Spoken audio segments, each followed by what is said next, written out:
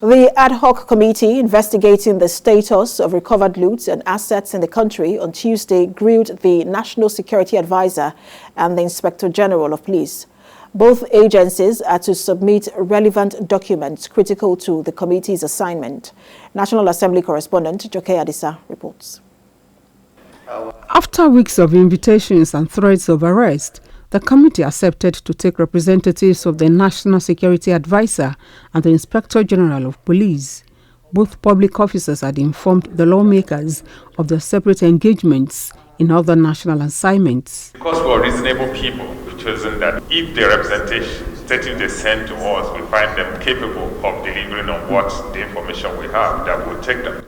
The Director of Finance in the office of the NSA, Jafar Mohammed, stood in for Baba Gana Mongono. Several documents were tendered by the legislators, to which the committee sought explanations. The DFA told the committee its office is involved in assets recovery only by directives from the presidency. It says the $50 million Osborne Towers recovery was planned and the money recovered deposited with the central bank. All those funds recovered, whether in dollar or naira, they are with the CBN. No, definitely they are in two accounts.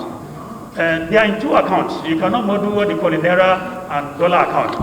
And since all those recoveries were made, no withdrawals from the account. It's a post-no debit account. Like the representative of the NSA, DIG Joseph Egbunike stood in for the IGP and was put on the spot by the lawmakers.